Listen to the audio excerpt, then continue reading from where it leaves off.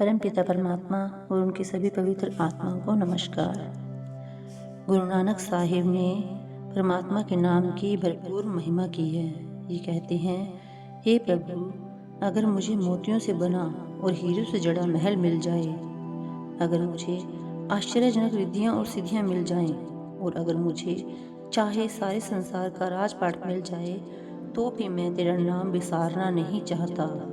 मुझे सतगुरु से यही ज्ञान मिला है कि परमात्मा के नाम के बिना आत्मा सदैव बेचैन रहेगी, इसे कभी भी शांति प्राप्त नहीं हो सकेगी।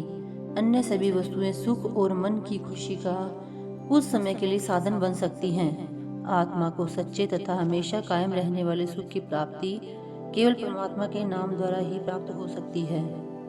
अगर मेरी उम्र करोड़ों साल हो जाए, मैं बिना कुछ खाए पिए और बिना चांद सूरज को देखे श्वास श्वास तेरी या तेरे नाम की महिमा करता रहूं, तो भी मैं तेरी और तेरे नाम की पूर्ण बड़ाई का वर्णन नहीं कर पाऊंगा।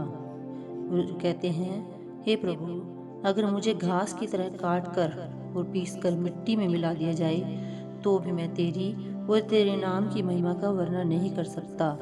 अगर मैं पक्षी बन जाऊं, अगर मैं बिना किसी को दिखाई दिए और बिना अन्न पानी ग्रहण किए सैकड़ों आसमानों में उड़ान भर लूं, तो भी मैं तुम्हारी और तुम्हारे नाम की बड़ाई जान नहीं पाऊंगा।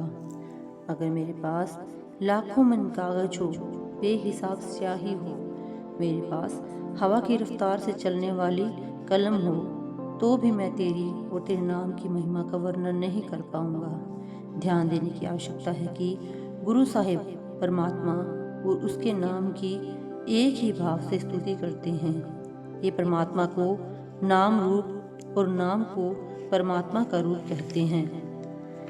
गुरु साहिब चेतावनी देते हैं, यह मायामयी रचना केवल भ्रम और छल है। जो लोग इसके मोह में फंसकर प्रभु नाम को विसार देते हैं, उनका न लोक बनता है और न ही परलोक संवरता है। लोक और परलोक दोनों में सच्चा सुख और शांति का साधन केवल परमात्मा का नाम है। सतगुरु के दिया मेहर से जिनके अंदर नाम का भंडार प्रकट हो जाता है, वे हर तरफ से ध्यान हटाकर सदा नाम के अभ्यास में लगे रहते हैं। वे सदा अपनी लीव नाम के साथ जोड़ कर रखते हैं। वे अमर पद के अधिकारी बन जाते हैं। उनका यश चारों ओर फैल जाता है। वे परमात्मा रूपी अविनाशी सच के साथ मिलकर उसका रूप हो जाते हैं। जो कुछ है एक परमात्मा है, और परमात्मा का नाम भी परमात्मा की तरह सत्य अर्थात अनादि अविनाशी है। गुरु साहिब कहते हैं कि शरीर रूपी थाल में 3 वस्तुएं डालनी है, सत्य, संतोष और परमात्मा का अमृत रूपी नाम।